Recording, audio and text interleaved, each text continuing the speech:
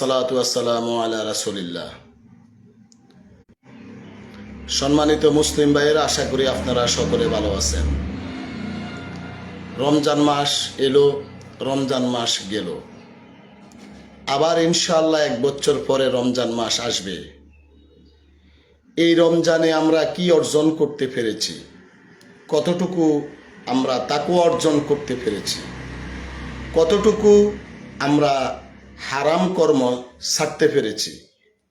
মিথ্যা কথা বলা, হারাম খাওয়া, হারাম পথে চলা, পরনিন্দা করা, গীবত করা, সুদ খাওয়া, ঘুষ খাওয়া, বিড়ি সিগারেট খাওয়া, শিরক করা, কুফরি করা, বিদাত করা, আমরা কতটুকু ছাড়তে পেরেছি।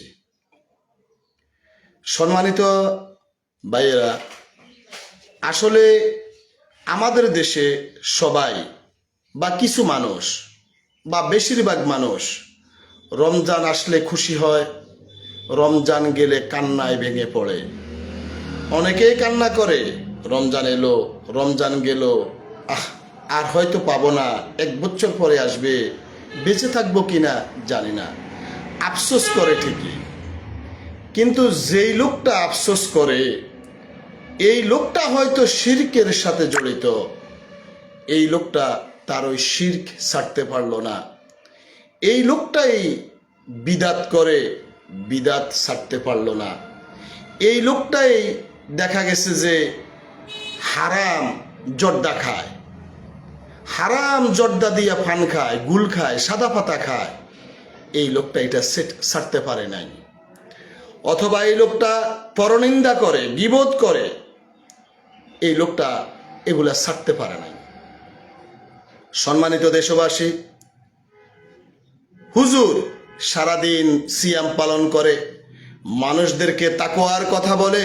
এই আলেম ওলামা, মুফতি, ইমাম ও খতিবরা, তারা সিয়াম পালন করে, তারা তাকওয়ার ওয়াজ করে, তারা আত্মশুদ্ধির ওয়াজ করে, মাগফিরাত, নাজাত, রহমতের মাসের ফজিলত নিয়ে ওয়াজ করে। কিন্তু এই হুজুর, এই ইমাম, এই খতিব সালাম পিরানের পরে হাত তুলি সম্মিলিত বিদাতি মুনাজাত করে, যে মুনাজাত বিদাত আর বিদাত মানুষকে জাহান্নামে নিয়ে যাবে বলেছেন আল্লাহ রাসূল সাল্লাল্লাহু আলাইহি ওয়াসাল্লাম। কিন্তু এই হুজুর তাকওয়ার ওয়াজ করলো, আত্মশুদ্ধির ওয়াজ করলো, পাপ থেকে বাঁচার ওয়াজ করলো, কিন্তু এই বিদাত ছাড়তে পারলো না। এই হুজুর সিয়াম পালন করলো, সারাদিন সিয়াম পালন করে, আর সিয়ামরত অবস্থায় নমাজের পরে এই বিদাতি মুনাজাত দেয়, বিদাতি কর্ম করে। এই লোকটা বিদাত ছাড়তে পারলো না। একটা লোক সিয়াম পালন করে, কিন্তু সে হারাম দলে দলে বিভক্ত। আর এই হারাম দলে দলে বিভক্ত হওয়ার কারণে এই ব্যক্তি অসংখ্য কবিরা গুনার সাথে লিপ্ত হয়ে যায়, শিরকের সাথে লিপ্ত হয়ে যায়, কুফরির সাথে লিপ্ত হয়ে যায়, বিদাতের সাথে লিপ্ত হয়ে যায়। কিন্তু এই লোকটি সিয়াম পালন করলো, আত্মশুদ্ধি কোথায়, কি আত্মশুদ্ধি অর্জন করলো এই লোকটা? একটি লোক সিয়াম পালন করলো, হুজুর, আলেম, মুফতি, সাধারণ মানুষ, সে সিয়াম পালন করে, কিন্তু এই লোকটি দেখা গেছে যে কোনো না কোনো পীরের মুরিদ। সে পীরের মুরিদ, হারাম। পীরের মুরিদ হওয়া হারাম। আর এই মুরিদ হওয়ার মাধ্যমে ধীরে ধীরে সে শিরক, কুফরি, বিদাতে নিমজ্জিত হয়ে যায়। সে শিরক করে ঈমান হারা হয়ে যায়, মুশরিক হয়ে যায়। এই কারণে আমি বলি, পীরের মুরিদ হওয়ার মাধ্যমে মুশরিক, দল করার মাধ্যমে মুশরিক হয়ে যায় মানুষ। সিয়াম পালন করে, কিন্তু সে কবর পূজা ছাড়তে পারে না। সুন্দরভাবে সালাত আদায় করে, সিয়াম পালন করে, আত্মশুদ্ধির বর্ণনা করে, হারাম থেকে, শিরক থেকে, কুফরি থেকে বাঁচার ওয়াজ করে, কিন্তু কবর পূজা যে হারাম, শিরক, কুফরি, সে ওইটা ছাড়তে পারে না।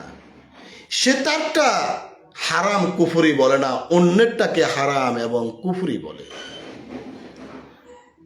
সম্মানিত দেশবাসী, সিয়াম পালন করে, সারাদিন সিয়াম পালন করে, কিন্তু সে সুদ খাওয়া বন্ধ করতে পারে না।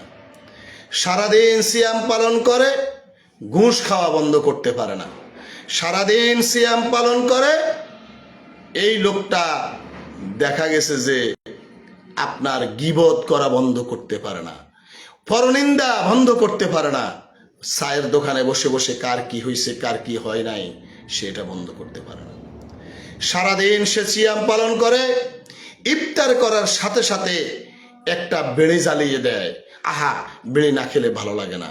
যে আল্লাহর ভয়ে সে সিয়াম পালন করলো, সে সারাদিন কিছুই খেলো না, আর ইফতার করার সাথে সাথে তার মুখে উঠে আসলো হারাম বিড়ি, সে বিড়ি জ্বালিয়ে দিল। কি লাভ হলো এই সিয়ামে? কি উপকার হলো এই সিয়ামে? কি অর্জন করলো সে সিয়াম থেকে?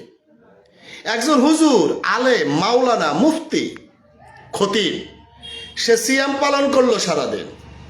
ইফতার করার সাথে সাথে সে জর্দা, সাদা পাতা, গুল সে মুখে ঢুকিয়ে দিল। পান একটা জর্দা দিয়ে একটা পান খেলো। বলল, হুজুর আপনি নমাজ পড়বেন না এখন? এটা কারে ভালো লাগে না ভাই, মুখটা জানি কেমন কেমন লাগে, সারাদিন খেতে পারে নেই, আগে একটা পান চাপিয়ে নিই তারপরে নামাজ পড়ব। সে মুখে হারাম ঢুকিয়ে নমাজ পড়তে দাঁড়িয়ে গেল। সে কি তাকওয়া অর্জন করলো? কি আত্মশুদ্ধি করলো? সে জনগণের জন্য কি করলো? নিজের জন্য কি করলো? সিয়াম পালন করলো, জর্দা ছাড়তে পারলো না। যে জর্দাখোর সে জর্দা খেয়ে ছাড়তে পারলো না, যা স্পষ্ট হারাম। সিয়াম পালন করলো, বিড়িখোর বিড়ি ছাড়তে পারলো না, যা সুস্পষ্ট হারাম। সিয়াম পালন করলো, সারাদিন দেখা গেছে যে মদখোর মদ ছাড়তে পারলো না, গীবতওয়ালা গীবত ছাড়তে পারলো না, পরনিন্দা ছাড়তে পারলো না, আপনার অন্যের ক্ষতি করা ছাড়তে পারলো না, মানুষদেরকে জাহান্নামের দিকে আহ্বান করা ছাড়তে পারলো না, পীরের মুরিদ হওয়া ছাড়তে পারলো না, মাজার পূজা ছাড়তে পারলো না, দল পূজা ছাড়তে পারলো না। কি সিয়ামে অর্জন করলো এই লোকগুলা? আমি কথাগুলা বলি, অনেকেই বলে খোঁচা দিয়ে কথা বলে, কঠিন কথা বলে, শক্তভাবে বলে, আর একটু নর্মাল করে বলে, আস্তে আস্তে ঠিক হয়ে যাবে। ভাই, আপনারা আমার বন্ধু, আমার ভাই, আমার দিনী ভাই। আমি চাই আপনাদেরকে নিয়ে জান্নাতে যাওয়ার জন্য, আপনাদের সাথে জান্নাতে থাকতে চাই। তাই জান্নাতে যেতে হলে শিরক, কুফরি, বিদাত, হারাম, পরনিন্দা এগুলো ছেড়ে দিতে হবে। শিরক করলে ঈমান আমল কিছুই থাকে না, কুফরি করলে ঈমান আমল কিছুই থাকে না।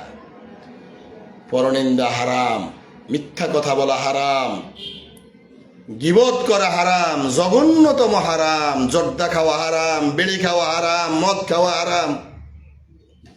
জর্দা, সাদা পাতা, গুল, তামাক জাতীয় যত খাদ্য আছে সবই হারাম, কিন্তু আমরা এগুলা ছাড়তে পারি না। আর বলি আত্মশুদ্ধির মাস, রমজান চলে গেছে, সবাই বলে আহা চলে গেল, আর 1 বছর পরে আসবে, পাবো কিনা জানি না। যেই লোকগুলা এই কথা বলে, যেই লোকটা এই কথা বলে, সেই লোকটা দেখা গেছে যে অন্যের ক্ষতি করে। এই লোকটা বিদাত করে, এই লোকটা শিরিক করে, এই লোকটা কুফরি করে, এই লোকটা হারাম জর্দা খায়, হারাম বেড়ি খায়, সুদ খায়, ঘুষ খায়, পরনিন্দা করে, গীবত করে। অনেকে তো গীবতে জানে না, অনেকে কিসকে কোন জিনিসকে গীবত বলে এটাই জানে না। যাই হোক, আল্লাহ সুবহানাহু ওয়া তাআলা আমাদেরকে পরিপূর্ণ হিদায়াত দান করুন, পরিপূর্ণ হিদায়াত দান করুন, একেবারে পরিপূর্ণ হিদায়াত দান করুন। আমিন ইয়া রাব্বুল আলামিন। আসসালামু আলাইকুম রাহমাতুল্লাহি ওয়া বারাকাতুহু।